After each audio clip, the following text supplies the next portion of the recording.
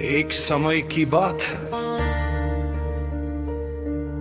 एक छोटे से गांव में माधव नाम का एक गरीब लेकिन भगवान विष्णु का परम भक्त रहता था। वो प्रतिदिन प्रभु का स्मरण करता, लेकिन परिवार की जिम्मेदारियों के कारण सभी एकादशियों का व्रत नहीं रख पाता था। उसे इस बात का बहुत दुख रहता था कि वह भगवान की पूरी भक्ति नहीं कर पा रहा है। हे भगवान की, हे भगवान की, हे भगवान की।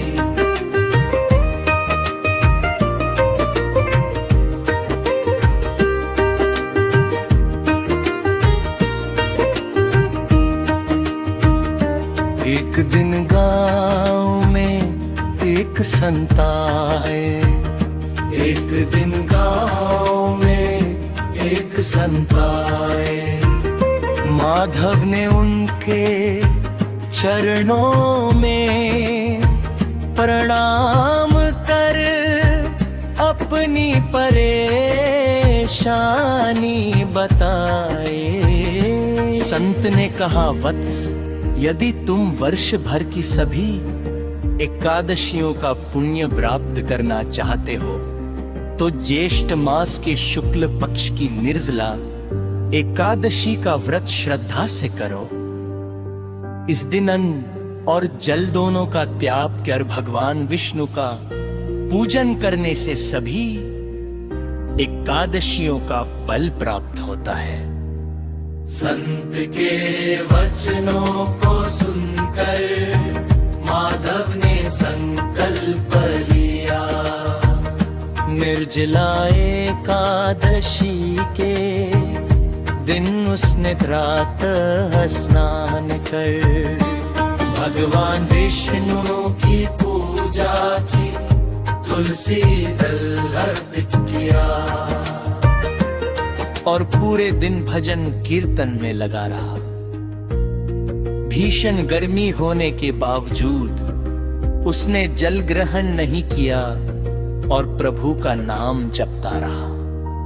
रात्रि में जब वो भगवान का ध्यान कर रहा था, तब उसे दिव्य प्रकाश दिखाई दिया।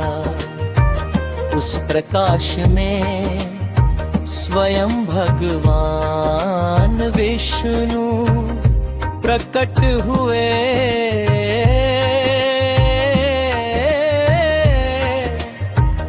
प्रभु ने कहा, हे भक्त, तुम्हारी श्रद्धा और विश्वास से मैं अत्यंत प्रसन्न हूं।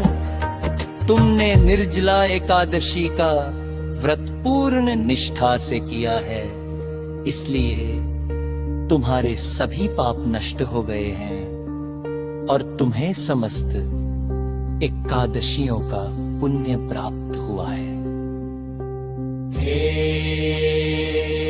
इसके बाद माधव के जीवन में सुख समृद्धि आने लगी।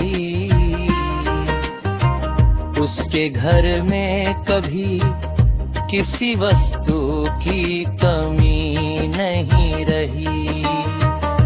वो जीवन भर भगवान विष्णु की भक्ति कर पा रहा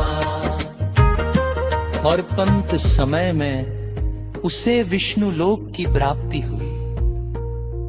कथा का संदेश निर्जला एकादशी का व्रत श्रद्धा, संयम और भक्ति के साथ करने से भगवान विष्णु की विशेष कृपा प्राप्त होती हुई। यह व्रत मनुष्य के पापों का नाश कर उसे सुख, समृद्धि और मोक्ष प्रदान करता है। श्री हरि विष्णु भगवान की जय। निर्जला एकादशी माता की जय।